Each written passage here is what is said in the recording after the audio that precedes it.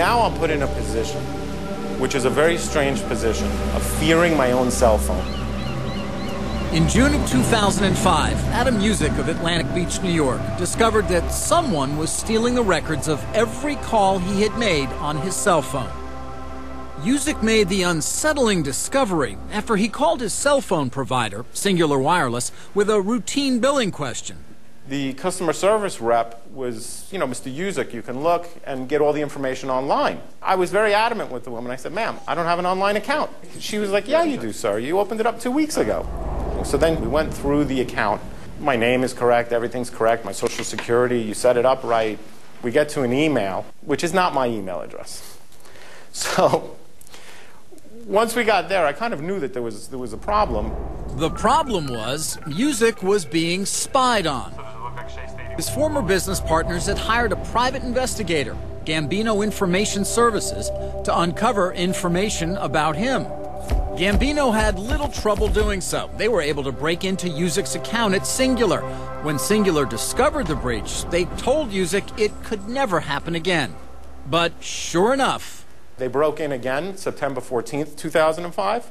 They broke in again October 12th, 2005. This is after you had gotten the extra secret password, everything, password protected, and everything else. They were still able to break into your account. Correct. Cingular spokesman Mark Siegel admits the theft of cell phone records is a growing problem. I'd like to start specifically with the case that we've been dealing with, which deals with this pretexting. Somebody says there's someone else and is able to open an online account, in this case, and access the phone records of the person they are impersonating. How does that happen? That was a very unfortunate incident, and we're certainly sorry that it happened, and we have worked aggressively with the customer to try to set it right, including suing the company that did it and the individual who hired the company to do it. It's plain old-fashioned deceit, and people who go after this data think of ways that they can coax information out of, say, a representative in a call center. They pretend to be the customer. They pretend to be somebody in a store trying to check on an account. And to me, the most tasteless of all, they pretend to be an operator who is helping someone hard of hearing. The technical term for it is lying.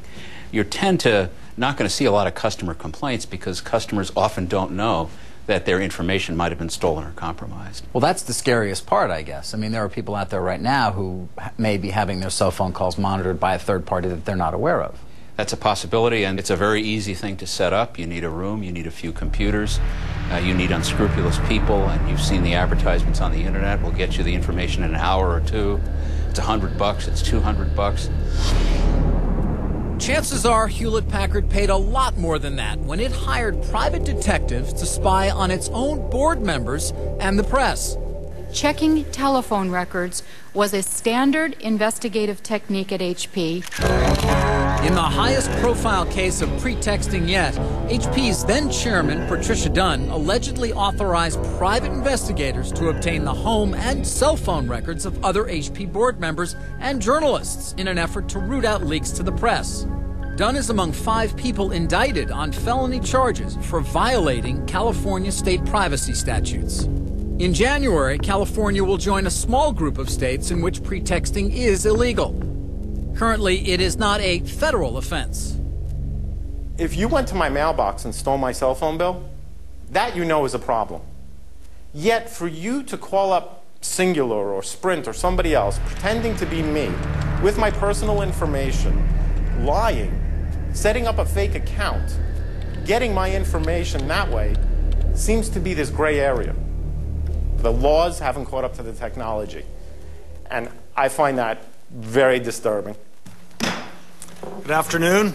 This hearing is going to examine ways to protect consumers' phone records from being fraudulently obtained and sold into the public domain. I'm glad to see that there's been some activity in Congress, both the Senate and the House, to start to introduce legislation that would criminalize this activity. But right now it isn't, and it should be. So you have a civil action against these people. Exactly. But the government can't get involved because it's not criminal. That's right. Adam Music's former partners declined our request for an interview.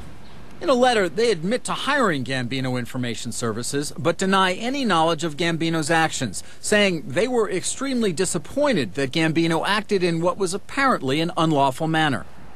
Gambino Information Services declined to comment.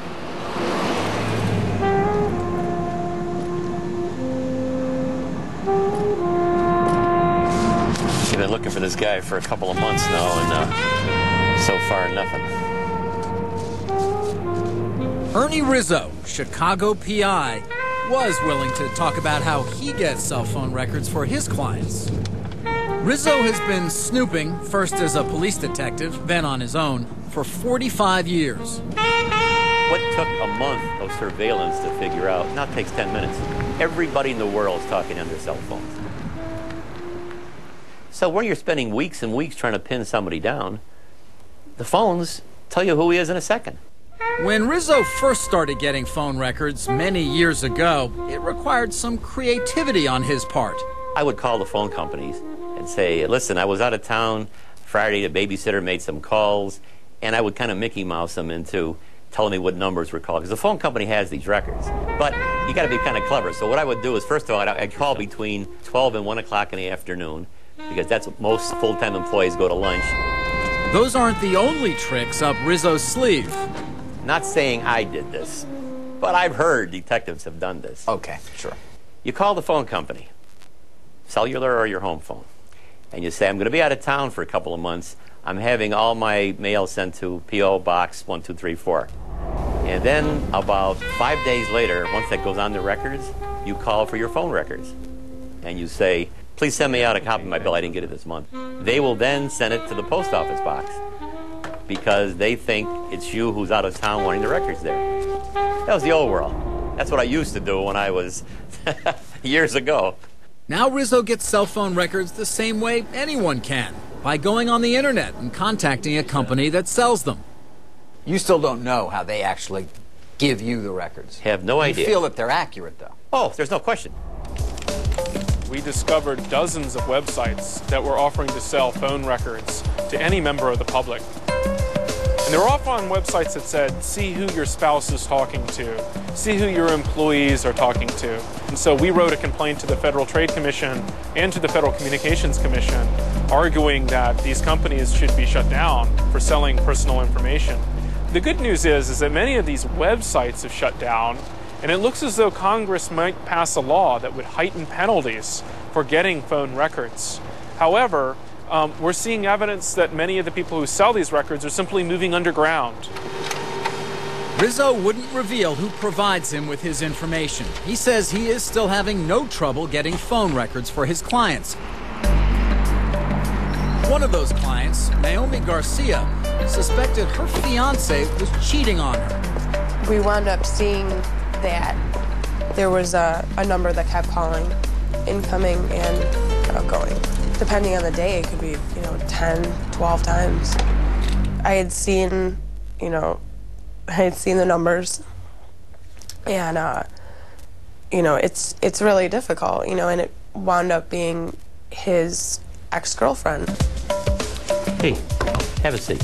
So a few months later, P.I. Rizzo gets more phone records, this time the ex-girlfriend's.